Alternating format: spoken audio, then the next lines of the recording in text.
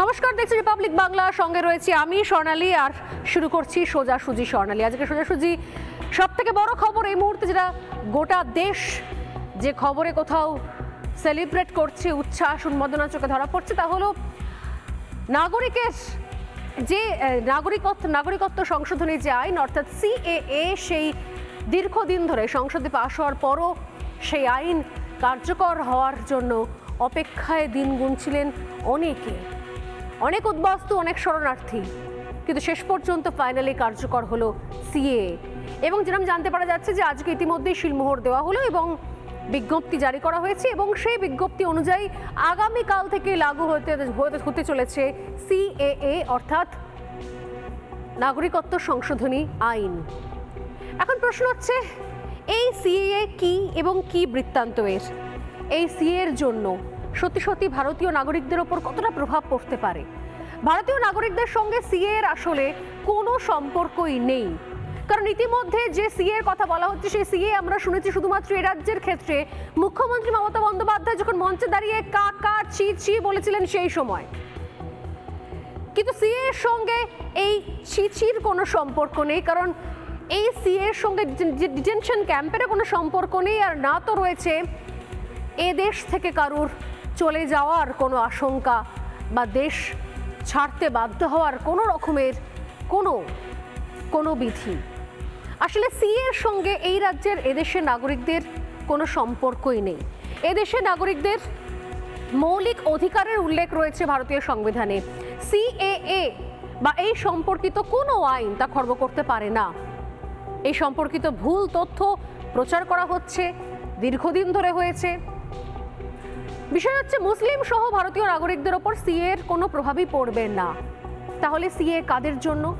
আজ যখন সংসদে পাশ হয়ে যাওয়ার প্রায় 4 বছর অপেক্ষায় যারা দিন গুজরান করেছেন, অর্থাৎ মতুয়া থেকে শুরু করে আরো অনেক উদ্বাস্তুরা যারা নাগরিকত্বের জন্য অপেক্ষা করেছেন দীর্ঘদিন ধরে, যারা শরণার্থী হয়ে দেশে চলে এসেছিলেন, কি ভয়ঙ্কর পরিস্থিতির মধ্যে যারা দেশান্তরী হয়েছিলেন, ছেড়ে চলে এসেছিলেন নিজেদের জমি জমা, জায়গা, সম্পত্তি, মাটি, কতদিন ধরে কত লড়াই হয়ে গিয়েছে, কতদিন ধরে শুধুমাত্র নাগরিকত্ব পাওয়ার অপেক্ষায় তারা দিন গুনেছেন। আজ তাদের নাগরিকত্ব দেওয়ার আইনে শিলমোহর পড়ে গেল। আইনে আগেই শিলমোহর পড়েছে, এবার সেই বিধি, সেই প্রক্রিয়া, সেটা কার্যকর হতে চলেছে গোটা দেশ জুড়ে। না তো এর সঙ্গে দেশ ছাড়ার কোনো সম্পর্ক রয়েছে, আর না তো এর সঙ্গে ডিটেনশন ক্যাম্পের কোনো সম্পর্ক রয়েছে, কারণ এই আইন দেশে আসার, ভারতে প্রবেশ করে স্বাধীনভাবে মাথা উঁচু করে বাঁচার, দেশ ছেড়ে চলে যাওয়ার নয়। আজ যখন শিলমোহর পড়ে গেছে, যখন আগামীকাল থেকে সিএ এর বিধি লাগু হতে চলেছে, তখন আরো একবার ফিরে দেখা যাক যে সিএ আসলে কাদের জন্য।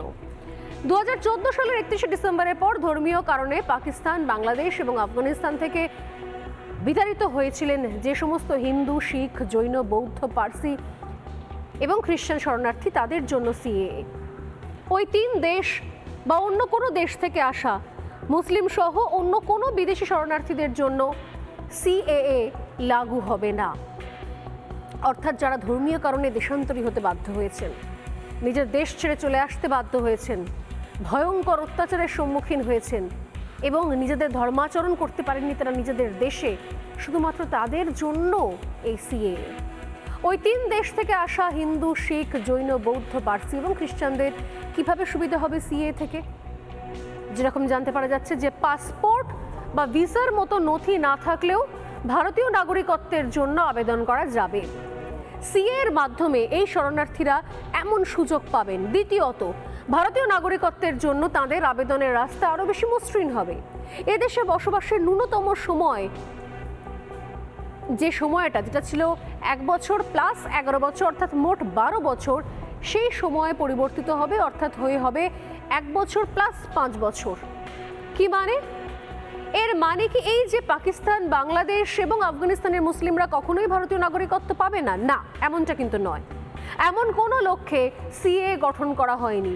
বিগত বছরগুলোতে ওই দেশগুলো থেকে শতাধিক মুসলিমদের যারা সংখ্যালঘু সম্প্রদায় এদেশে, অর্থাৎ যারা ইসলাম ধর্মের মানুষজন, সেই ইসলাম ধর্মের মানুষজনদের নাগরিকত্ব দেওয়া হয়েছে এর আগে।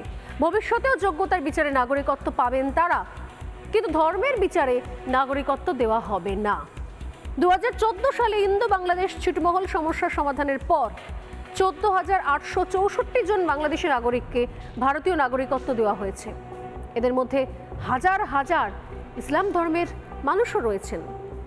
অতএব সব মিলিয়ে যে পরিমাণ কোথাও কনফিউশন তৈরি করা হয়েছিল, সেই কনফিউশনগুলো, অর্থাৎ বিশেষত এ রাজ্যের ক্ষেত্রে সেই সমস্ত ধোঁয়াশার অবসান বারবার করা হয়েছে, আরও একবার হচ্ছে। কিন্তু প্রশ্ন হচ্ছে, এই যে সিএ লাগু হয়ে গেল, কার্যকর হয়ে যাচ্ছে গোটা দেশে আগামীকাল থেকে, এখনো পর্যন্ত মানুষকে ভুল বোঝানোর চেষ্টা জারি রয়েছে। কিভাবে? যেরকম পশ্চিমবঙ্গ, আমাদের রাজ্যের মুখ্যমন্ত্রী তড়িঘড়ি যখন সিএ লাগু হতে চলেছে, ঠিক সেই সময় যুদ্ধকালীন তৎপরতায় তিনি নবান্নে একটা বৈঠক ডাকলেন, এবং সেই বৈঠক থেকে তিনি কি বার্তা দিলেন, চলুন আজকে আলোচনার শুরুতেই শুনে নেওয়া যাক মমতা বন্দ্যোপাধ্যায় কি বললেন নবান্নে আজ, যখন জানতে পারা যাচ্ছে যে এই সিএ লাগু হতে চলেছে। ঠিক তখন মমতা বন্দ্যোপাধ্যায়ের বক্তব্য কি ছিল, দেখুন একবার।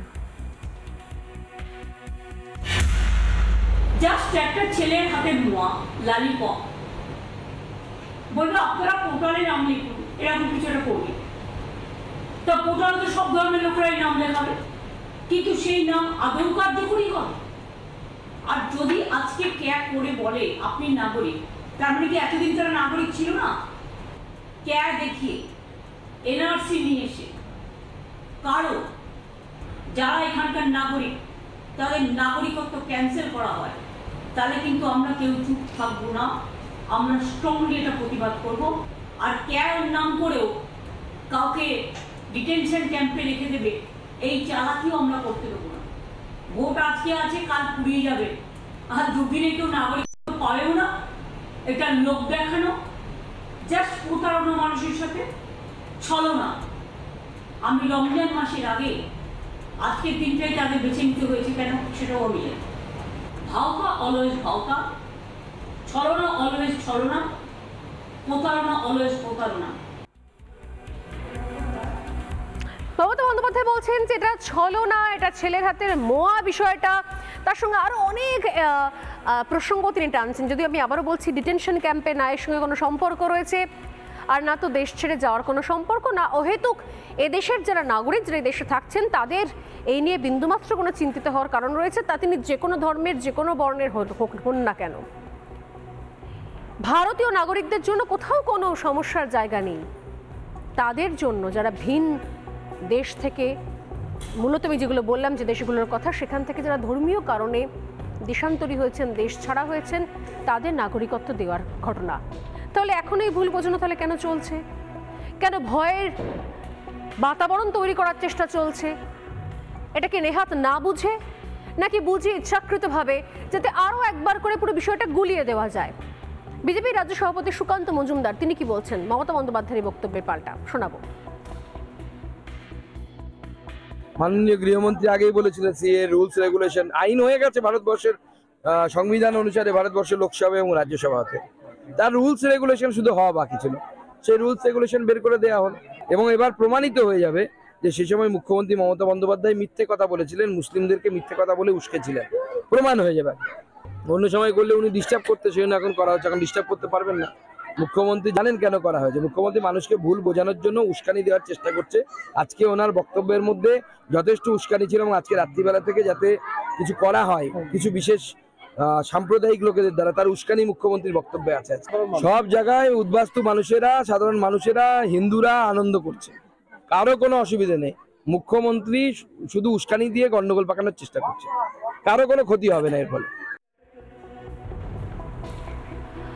বিতর্ক অনেক চলতেই থাকছে, কিন্তু সত্যি সত্যি কি আসলে এই ধরনের জিনিসগুলো, এই ধরনের কথা বলে বা বিভ্রান্ত করে শুধুমাত্র উস্কানি দেওয়ার বন্দোবস্তই করা হচ্ছে, যাতে মুহূর্তের মধ্যে একটা চূড়ান্ত কনফিউশন তৈরি হয়, ভুল বোঝাবুঝি তৈরি হয় এবং পরিস্থিতি উত্তপ্ত হয়ে ওঠে? কিন্তু সেটা তো সত্যিকারের প্রয়োজনীয়তা নেই। কেন্দ্রীয় স্বরাষ্ট্রমন্ত্রকের প্রতিমন্ত্রী নিশীথ প্রামাণিক তিনি কি বলছেন এই বিষয়ে শোনাবো। অসংখ্য মানুষ যারা রয়েছে ধর্মীয়ভাবে প্রতারিত হয়ে যারা ভারতবর্ষে এসে আশ্রয় নিয়েছে, তাদের প্রত্যেকের জন্য এই আইন অত্যন্ত ফলপ্রসূ হবে এবং এই আইন নাগরিকত্ব দেওয়ার আইন।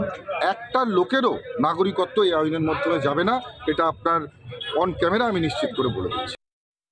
অসংখ্য মানুষ যারা রয়েছে ধর্মীয়ভাবে প্রতারিত হয়ে যারা ভারতবর্ষে এসে আশ্রয় নিয়েছে, তাদের প্রত্যেকের জন্য এই আইন অত্যন্ত ফলপ্রসূ হবে এবং এই আইন নাগরিকত্ব দেওয়ার আইন। একটা লোকেরও নাগরিকত্ব এই আইনের মাধ্যমে যাবে না, এটা আপনার অন ক্যামেরা আমি নিশ্চিত করে বলে দিচ্ছি। নাগরিকত্ব পাওয়ার যে আইন, কত সহজে সেটাকে নাগরিকত্ব যাওয়ার আইনের একটা ভুল বোঝাবুঝির জায়গায় কত সহজে তুলে আনার চেষ্টা করে যাচ্ছে রাজ্যের শাসক দল। প্রত্যেক মুহূর্তের আগে হয়েছে, এখনো হয়েছে। কিন্তু আসলে যারা বহুদিন ধরে অপেক্ষায় ছিলেন এবং যারা এখনো পর্যন্ত অপেক্ষায় রয়েছেন, তারা কি বলছেন? যে সময় প্রধানমন্ত্রী নরেন্দ্র মোদী তিনি গিয়েছিলেন বাংলাদেশ সফরে, সে সময় ঘটনাচক্রে আমিও নিজে গিয়েছিলাম এবং প্রত্যক্ষ করেছিলাম যে আসলে গোপালগঞ্জ থেকে শুরু করে ওরাকান্দি থেকে শুরু করে সেখানকার যারা মতুয়া ধর্মের মানুষজন যারা বাংলাদেশে রয়েছেন, এখনো রয়ে গিয়েছেন, ক্রমাগত তাদের শতাংশ হিসেবে তাদের জায়গাটা আরও ছোট হচ্ছে, পরিসর ছোট হচ্ছে। সেই সময় দাঁড়িয়েও তারা কতটা আশাবাদী ছিলেন। ওরাকান্দির সেই সময় একটা ছোট্ট ইন্টারভিউ, সাক্ষাৎকার আপনাদের জন্য।